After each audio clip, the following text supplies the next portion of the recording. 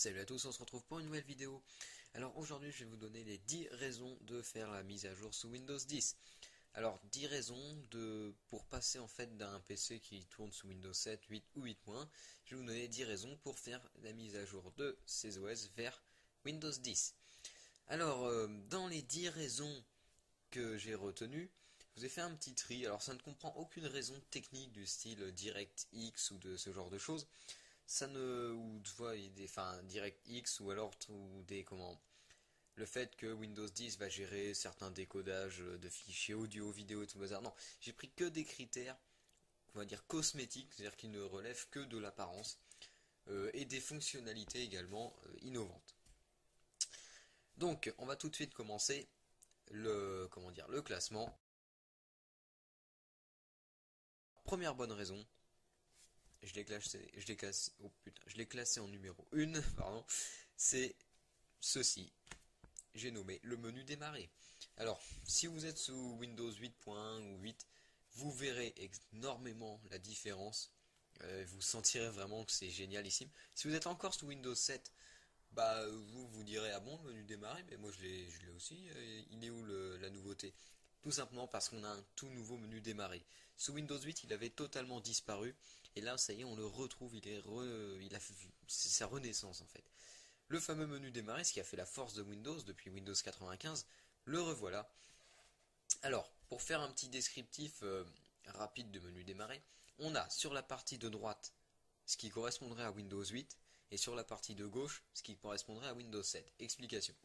Sur la partie de droite, on retrouve tout ce qui est applications de type Modern UI. Modern UI, c'est en fait toutes les applications comme ce que vous voyez ici, des applications avec des tuiles. Enfin des tuiles, ce qui s'appelait au lancement de Windows 8 les tuiles. C'est-à-dire que vous allez pouvoir ouvrir des applications du style, je sais pas, bon, je vais vous ouvrir la plus grosse, Happy Geek. Voilà, vous avez des applications. Si vous êtes encore sous Windows 7, les applications, ce sera tout nouveau. Vous verrez, c'est très pratique. Si vous n'êtes pas passé sous Windows 8, vous avez encore un PC sous Windows 7, c'est fantastique. Ces applications, ça vous permet de faire vraiment plein de choses. Vous avez plein de petits programmes, ça peut être vraiment sympa. Si vous êtes sous Windows 8 ou 8.1, vous connaissez déjà, c'est comment dire, c'est pas nouveau, hein, mais vous aurez la chance de pouvoir continuer à utiliser ces applications.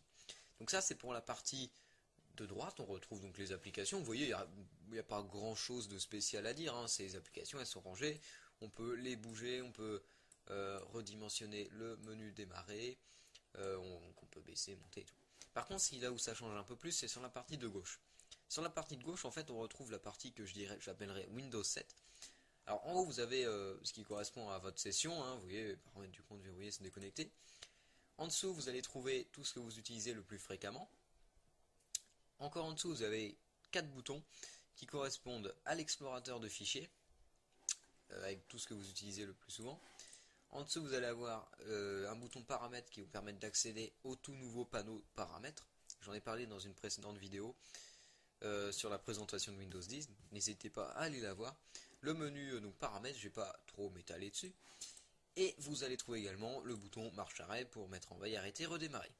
Et en dessous, vous avez un quatrième bouton qui est pour tout simplement accéder au menu toutes les applications avec la liste classée en ordre alphabétique de tous vos programmes et applications installés.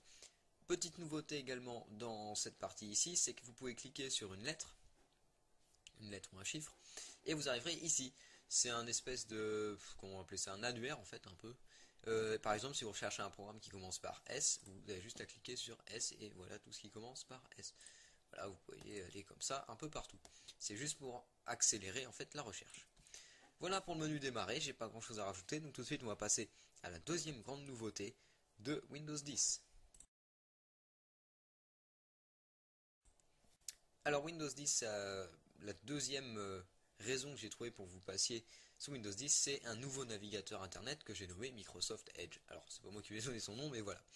Microsoft Edge, voilà donc l'icône du logiciel, c'est ce qui remplace en fait Internet Explorer. Internet Explorer, pardon, est voué à disparaître.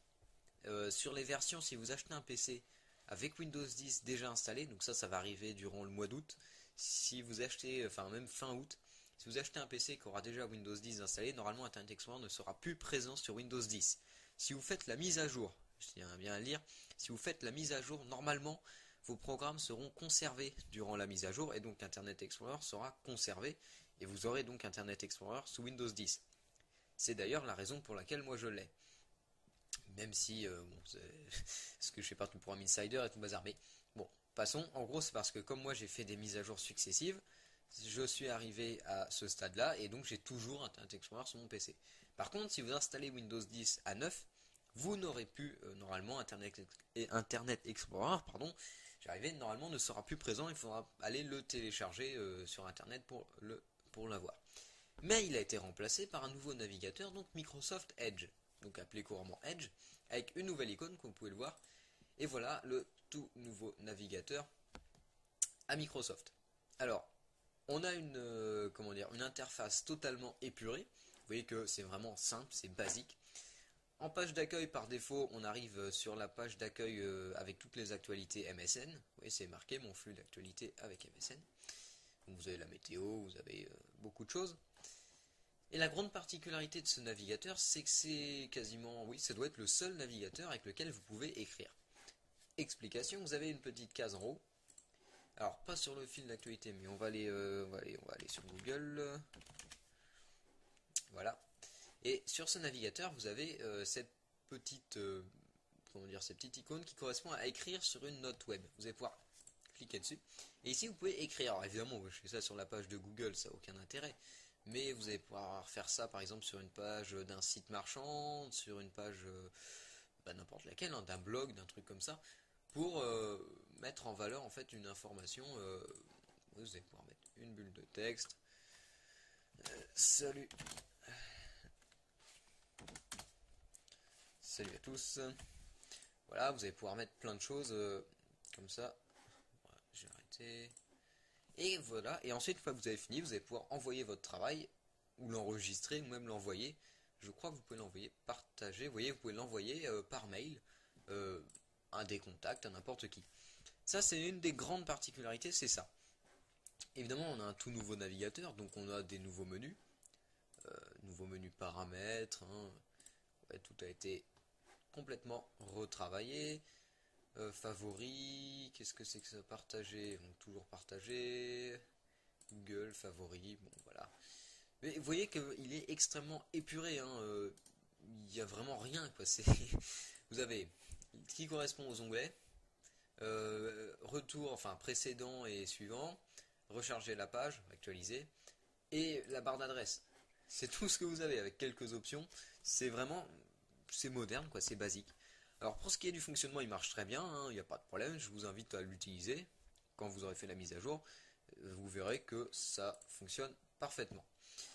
On va continuer ensuite la découverte de Windows 10 par la troisième raison de passer sous Windows 10.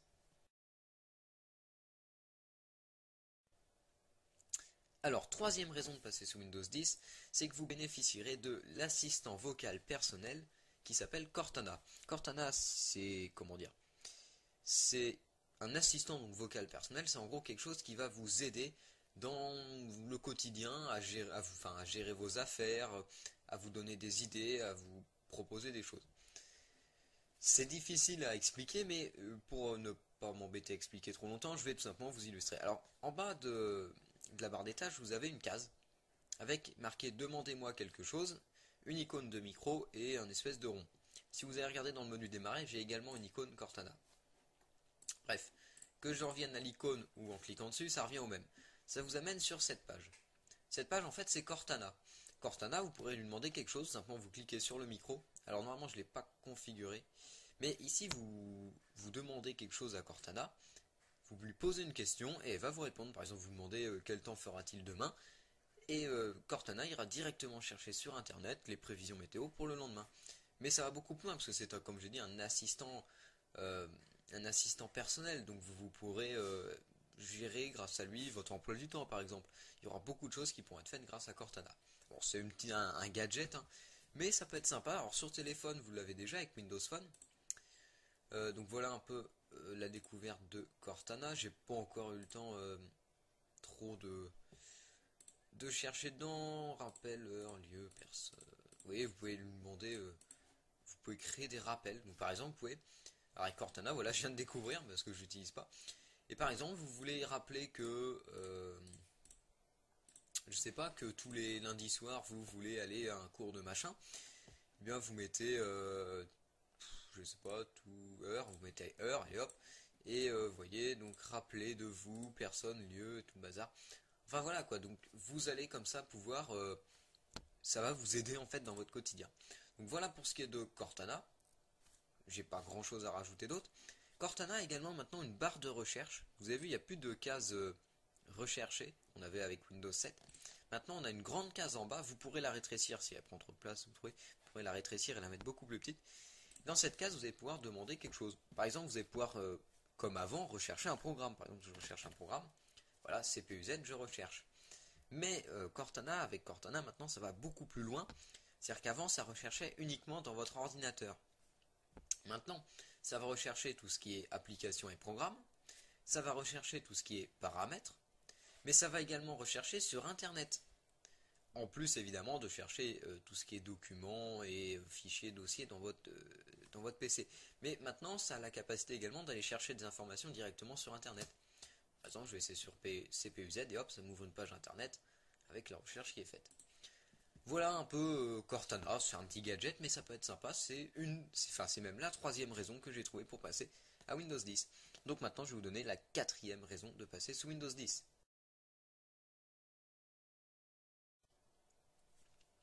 Alors, quatrième raison maintenant, c'est le multitâche. Le multitâche, c'est amélioré en fait par rapport aux anciennes versions. C'est-à-dire qu'avant le multitâche, pardon, vous ouvriez plusieurs fenêtres et enfin, il n'y avait pas grand-chose de gérer. Maintenant, vous voyez par exemple si j'ouvre Internet, que j'ouvre les documents, que j'ouvre le PC, que j'ouvre Word, voilà, hop, on va mettre une page. Vous voyez, ça vous fait beaucoup de programmes. Vous avez juste à cliquer sur la petite case qui a à côté de la barre de recherche avec marqué affichage des tâches. Vous cliquez dessus et ça vous ouvre ceci. Et si vous voyez mes quatre, les quatre fenêtres que j'ai ouvertes juste avant, vous les voyez comme ça. Et donc ça vous permet de passer très facilement, par exemple, de votre traitement de texte à votre navigateur internet.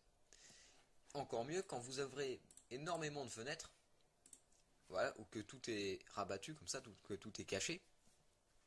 Vous avez beaucoup de programmes ouverts et tout le bazar, vous pourrez directement cliquer là, sélectionner le programme que vous voulez et y aller tout de suite. Enfin, ça fait partie du multitâche. Je ne vais pas en parler trop tout de suite de ce fameux menu puisque je vais en parler tout de suite. Donc ça c'est le multitâche, voilà. Mais j'ai pas fini avec le multitâche, vous allez voir. Et donc je vais passer à la cinquième raison de passer sous Windows 10 tout de suite. Alors, cinquième raison de passer sous Windows 10, il s'agit du bureau virtuel. Le bureau virtuel, ça rentre un peu avec le multitâche, c'est pour ça que je n'en ai pas parlé précédemment. C'est que vous cliquez toujours sur la même case que ce que je vous ai montré précédemment. Hop là, pardon, petite notification, vous allez avoir un petit peu de musique. Donc je reprends, vous avez cliqué sur la même case que précédemment, c'est-à-dire sur la petite case qui se trouve à côté de la barre de recherche. Ça vous ouvre toujours cette, ce menu en fait. Et ensuite, donc là c'est caché, mais je vais mettre ça en haut, je reclique. Et en bas à droite, vous avez une petite case avec plus et c'est marqué nouveau bureau. C'est tout simplement pour ouvrir un nouveau bureau, c'est la fonction bureau virtuel de Windows 10. Nouvelle fonction qui n'existait pas sous Windows avant, qui est maintenant introduite par Windows 10. Donc vous cliquez sur bureau virtuel et ça vous ouvre des bureaux. Par exemple ici je suis sur mon bureau 2, je vais par exemple ouvrir quelque chose que j'ai pas encore ouvert, on va ouvrir une image. Voilà. Et ensuite si je veux passer directement sur mon autre bureau, et j'aurai juste à cliquer ici. Vous voyez, ça va vraiment très très vite. Ça fait partie du multitâche. En fait, c'est un peu le multitâche, mais c'est surtout la fonction bureau virtuel. Le bureau virtuel, attention, ça existe déjà sous Linux, ça existe déjà sous OS X, ça existe. Et maintenant, on l'a sur Windows. Ça y est, Windows qui était un peu à la bourre sur ce mois-là, s'y est mis. Le multitâche est géré par le bureau virtuel est géré par Windows 10. Alors, le bureau virtuel, ça va être très pratique, notamment si vous êtes... alors, je m'adresse un peu aux jeunes ou à des choses comme ça. Si vous avez un PC portable, par exemple sous Windows 8 ou 7, et que vous voulez savoir pourquoi faire une mise à jour, par exemple, vous êtes en train de jouer sur votre PC, Voilà, je joue Minecraft parce que j'avais que ça en stock. Mais vous êtes en train de jouer sur votre PC, admettons, hein, et normalement vous étiez censé bosser en train, vous étiez censé faire vos devoirs, mais ça vous saoule un peu, donc vous êtes en train de jouer à Minecraft. Ça vous permet très rapidement en fait de faire semblant de travailler. Donc par exemple, hop, vous êtes en train de jouer, et en un éclair vous pouvez passer au travail. Voilà, c'est le multitâche, ça vous permettra par exemple d'ouvrir un bureau plus pour le travail, un bureau plus pour le jeu.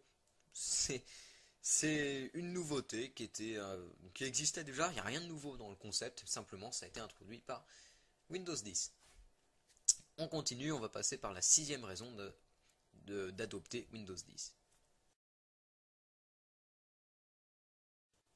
Alors, sixième raison de passer sous Windows 10, il s'agit du centre de notification. C'est quoi le centre de notification?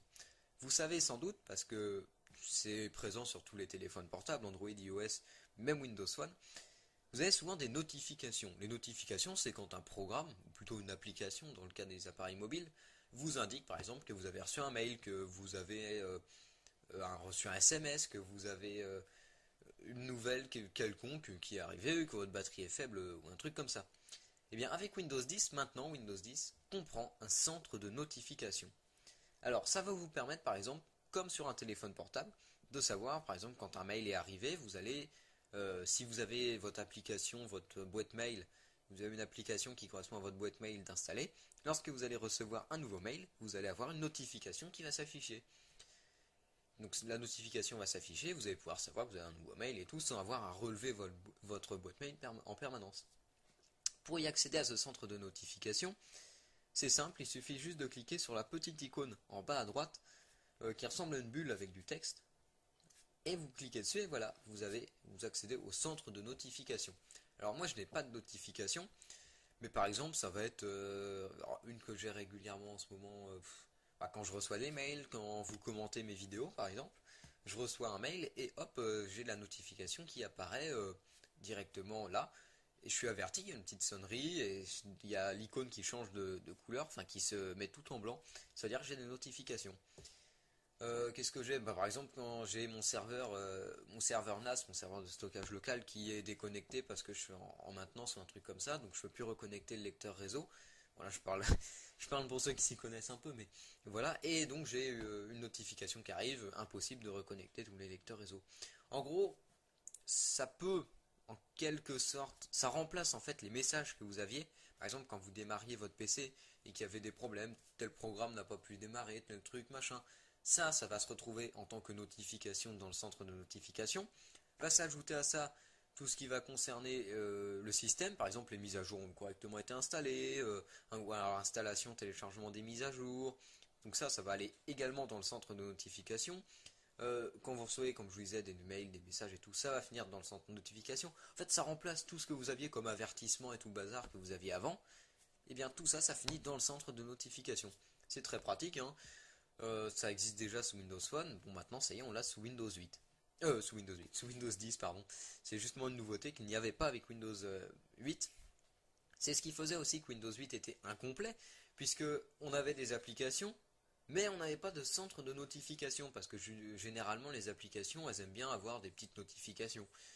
On n'en avait pas, maintenant ça y est, on a un centre de notification.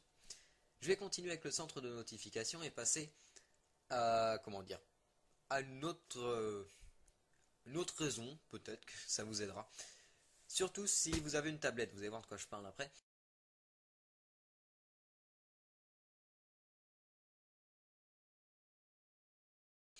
Donc je vais vous présenter la septième raison de passer sous Windows 10. Alors donc septième raison de passer sous Windows 10, c'est tout simplement la convergence PC mobile. La convergence PC mobile, c'est quoi? C'est tout simplement le fait que Windows est maintenant presque le même que vous ayez un PC ou une tablette ou n'importe quel appareil.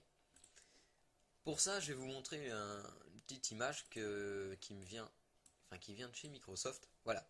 Ça illustre parfaitement les histoires de convergence PC et mobile et l'uniformisation des plateformes. Ça fait, en gros, ça reflète, si vous connaissez un peu, si vous avez suivi le développement de Windows 10, je vais m'adresser à ceux qui connaissent, hein, c'est le projet Continuum. le projet Continuum, c'est-à-dire une plateforme unique pour tous les appareils. Ici sur la petite image que je vous montre, vous voyez, on voit qu'on a Windows 10, qui est symbolisé par le logo de Windows 10. En gros, on nous dit que Windows 10 fonctionne sur un Raspberry Pi, sur un téléphone, un smartphone, enfin un téléphone, donc tout type de smartphone, sur une tablette, sur les PC convertibles, les PC portables, les PC tout en un, même sur la Xbox et Xbox One surtout, ça fonctionne, et même sur, donc ça c'était la grande tablette de Microsoft, je vais pas vous faire une démonstration, bon, quand je parle de tablette, elle fait peut-être 50 kg, donc c'est pour ça que c'est pas vraiment une tablette, mais voilà quoi. Même le casque HoloLens, j'en ai aucune idée, mais ça c'est le casque de réalité augmentée de Microsoft, eh bien en gros on nous dit que tout ça, ça fonctionne sous Windows 10. Ça fait partie donc du fameux projet Continuum, une plateforme unique pour tous les appareils. Alors concrètement, ça se traduit par quoi?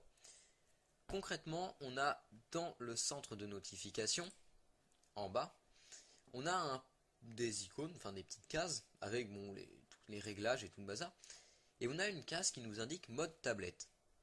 Et si vous cliquez sur cette case, vous arrivez donc dans ce qui s'appelle le mode tablette. Alors le mode tablette, si vous avez un PC, ce sera quasiment inutile. Sur PC, c'est inutile. Moi j'ai un PC, ça me servira à rien.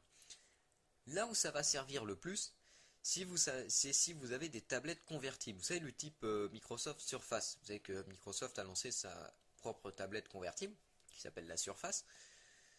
Et si vous avez d'ailleurs une Surface, je vous invite le plus vite possible à faire cette mise à jour. Tout simplement parce que vous allez voir que Windows 10 a vraiment été optimisé pour vous.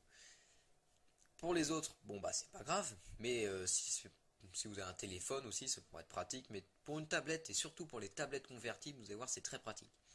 Ce qui se passe, c'est que là je suis en mode tablette. En mode tablette, vous voyez, j'ai toutes les applications qui s'affichent ici, donc un peu comme sous Windows 8. Et si je peux ouvrir un programme, tout simplement en allant dans la petite icône là, tous les programmes, et hop, sélectionner le programme que j'ai besoin. Ça c'est si vous êtes en mode tablette. Concrètement, ça se passe comment? C'est en fait, lorsque votre tablette, bon je vais prendre l'exemple de la Surface. Lorsque votre tablette Surface, a un clavier de connecté, elle se met automatiquement en mode PC, enfin ce qu'on appelle desktop, en mode comme ce que vous voyez actuellement. C'est-à-dire qu'elle est en Windows 10 classique pour PC. Tout simplement parce qu'elle a un clavier, vous avez le touchpad qui est intégré au clavier, vous êtes en mode travail, en mode PC. Et dès que vous allez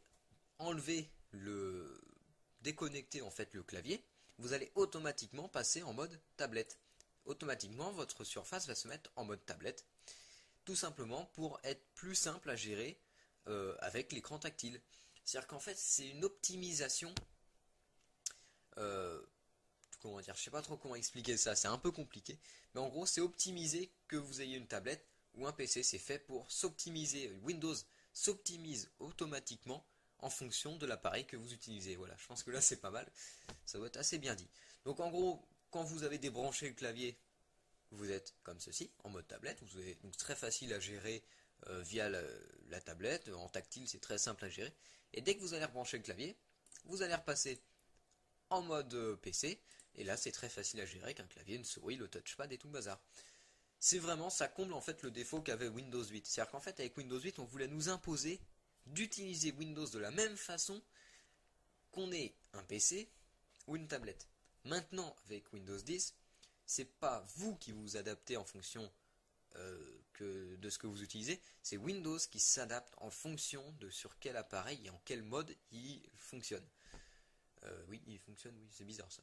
En gros, c'est Windows qui va se modifier à vos souhaits, plutôt que vous qui allez essayer de vous adapter comme vous pouvez pour fonctionner, enfin pour pouvoir utiliser convenablement votre appareil.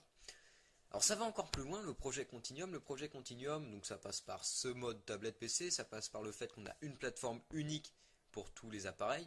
Évidemment, il faut savoir qu'une tablette qui utilise un processeur ARM, ou même un Raspberry Pi, n'aura pas la même version de Windows que votre PC. Tout simplement parce qu'il faut les adapter en fonction des plateformes, des quantités de RAM, du type de processeur, ARM ou x86 et tout le bazar. Mais sur la forme, c'est-à-dire que visuellement, ça se ressemble. Et c'est ça le but de Continuum, c'est d'avoir une continuité entre tous les types d'appareils. Donc je vais continuer vite fait. Pour continuer donc, on a également dans ce projet Continuum un nouveau Windows Store que voici. Ce sera le même Windows Store que vous soyez sur votre téléphone, sur votre tablette, sur votre Raspberry Pi, sur votre PC, que sur votre Xbox. Oui, normalement ça devrait être le même. Alors évidemment les applications, comme je le disais dans une autre vidéo, seront traduites normalement en fonction d'un processeur ARM, x86 et tout le bazar.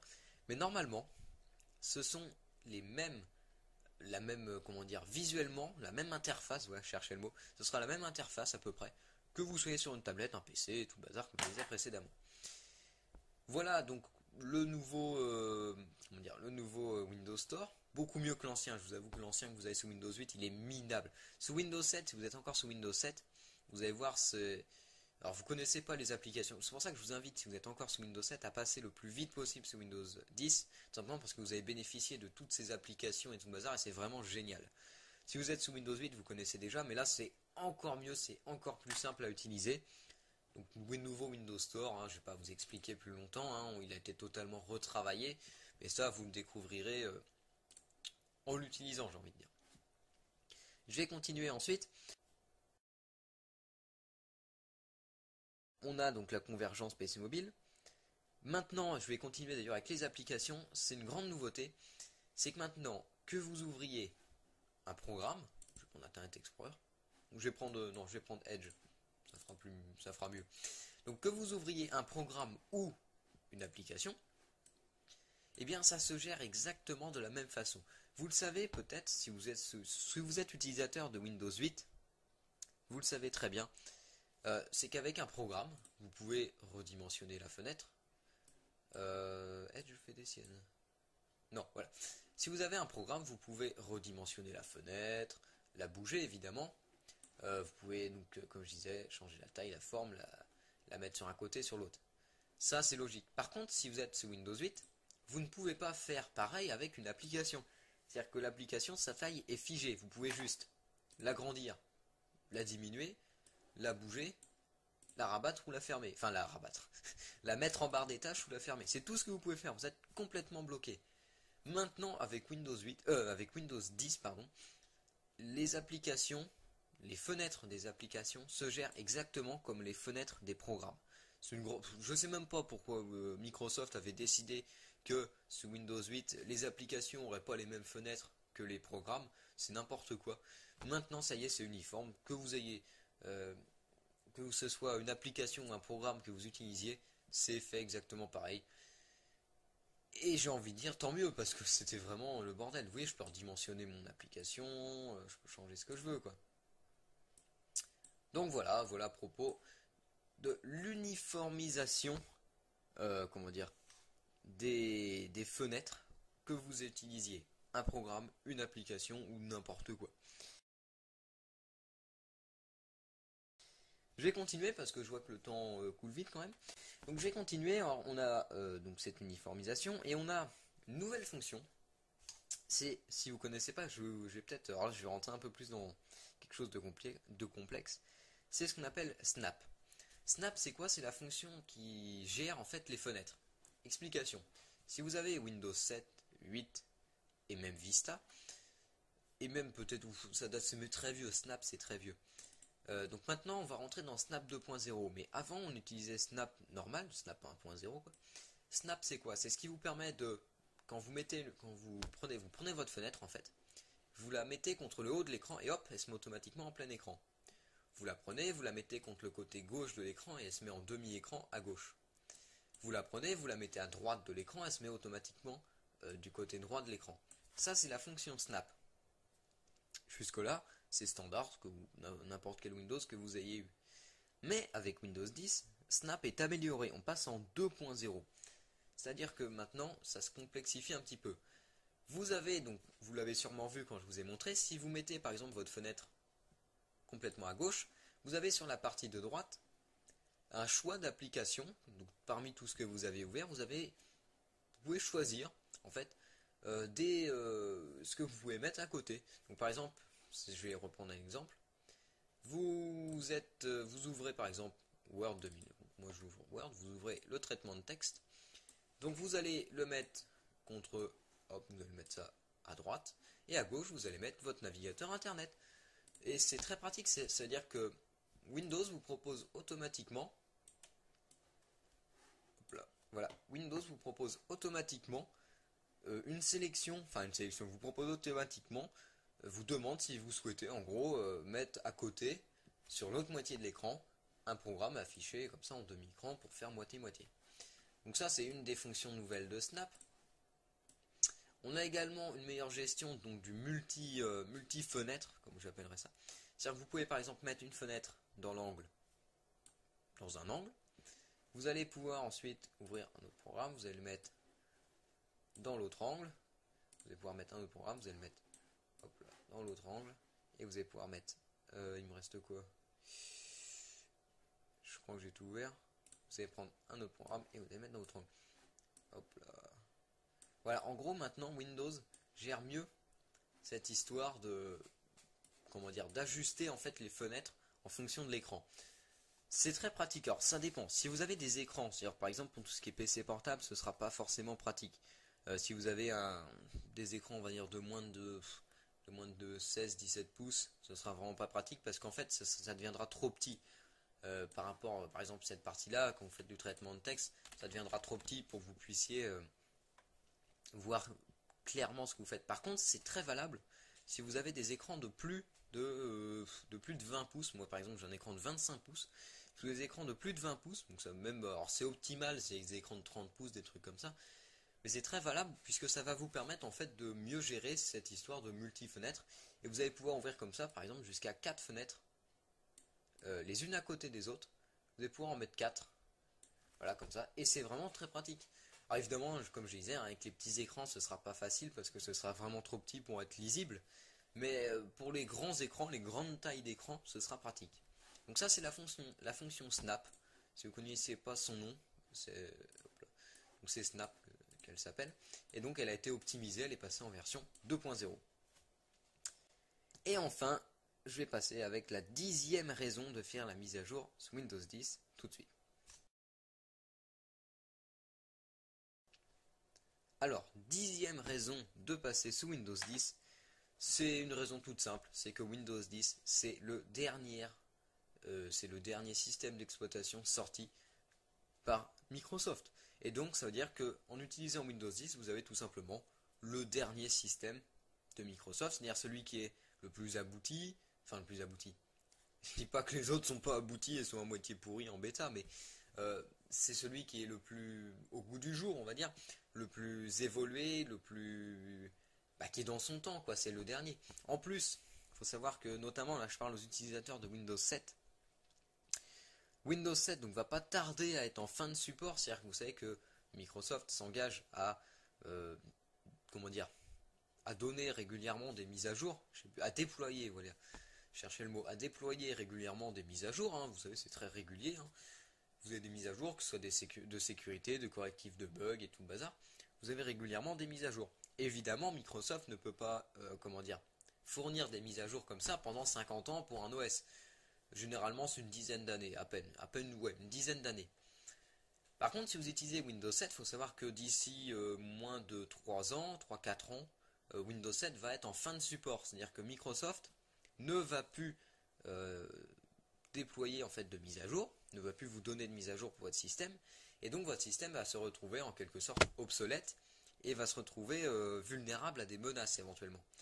En vous mettant à jour vers Windows 10, vous partez sur un système qui est tout neuf, et Microsoft s'est déjà engagé à publier des mises à jour pendant 10 ans pour Windows 10. C'est-à-dire que vous aurez jusqu'au 14 octobre 2025, attention, des mises à jour pour Windows 10. Alors même si je sais, vous allez me dire, ouais mais de toute façon, d'ici 10 ans, mon PC, je l'utiliserai plus. Oui bon, c'est sûr que d'ici quelques années, vous n'utiliserez plus votre PC. Mais bon, ça vous donne quand même une sécurité dans le sens où, par exemple, notamment si vous avez un PC qui est assez récent, vous avez quand même, alors, je tiens à le dire, vous avez que 1 an pour faire la mise à jour. C'est-à-dire que dans 1 an, ce sera trop tard. Vous ne pourrez plus passer gratuitement de Windows 7 ou 8 à Windows 10. Il faudra payer une nouvelle licence. Donc je vous dis, profitez de ces 1 an pour vous mettre à jour, pour passer sous le dernier système. Et comme ça, vous serez tranquille pour 10 ans avec Windows 10. Vous n'aurez pas besoin de payer de licence, enfin on va dire, de changer d'OS pour, enfin de, oui, c'est ce que je disais dès le début, de payer de licence parce que, bah oui, vous allez vous dire, ouais, mais je suis bête, s'il y avait 2 ans, s'il y a 2 ans, il y avait, je sais pas, putain, wow, excusez-moi. Bon, si vous n'avez pas besoin de vous dire, bah oui, mais bon, c'est bête. Si j'avais fait la mise à jour il y a 2 ans, j'aurais pas été obligé de m'acheter une nouvelle licence parce que mon Windows 7, bah du coup, il est plus supporté par Microsoft, donc il est devenu vulnérable. Donc j'ai décidé de changer en achetant Windows 10. Mais bon, c'est vrai que si j'avais fait la mise à jour, bah j'aurais peut-être eu gratuitement plutôt que de payer 120 €. Donc je vous incite tout simplement à faire la mise à jour puisque Windows 10 est le dernier OS de Microsoft, quoi. Profitez-en, il est tout neuf, il est hyper optimisé, c'est le plus abouti, je dirais, aujourd'hui. C'est voilà, c'est tout simplement, c'est le dernier système d'exploitation, il faut l'avoir. Voilà, donc je vais pas m'attarder trop longtemps à essayer de vous justifier. Après, bon, vous êtes libre, hein, c'est votre choix. Je vous dis tout de suite, vous avez un an à compter du 29 juillet 2014, donc 2015, pardon. Donc vous avez jusqu'au 29 juillet 2016 normalement pour faire la mise à jour de Windows 7, 8 ou 8. Vers Windows 10 gratuitement. Faites attention, une fois expiré ce délai, il faudra payer une nouvelle licence. C'est comme si vous aviez jamais entendu parler de mise à jour gratuite. Voilà, voilà, donc je pense que j'ai pas grand chose à rajouter de plus. Je vois que la vidéo a duré plus de 35 minutes. Donc bon, j'ai pas grand chose à dire. Si vous avez des questions, j'espère que j'ai été assez complet. Mais je trouve que la vidéo est quand même partie un peu dans tous les sens. Mais bon, si vous avez des questions, posez-les dans les commentaires. N'hésitez pas à commenter, hein, je le dis une fois de plus. Autrement, je n'ai rien d'autre à rajouter. Je vous retrouve dans 6 jours pour la présentation de la build finale de Windows 10. Puisque là, je suis encore en bêta. Hein, je tiens à dire, cette vidéo a été faite sur une version bêta de Windows 10. Bon, évidemment, à 6 jours de la sortie, elle est plus très bêta, mais bon. Voilà, donc je tenais à vous dire ceci. Donc je vous dis salut à tous et à la prochaine.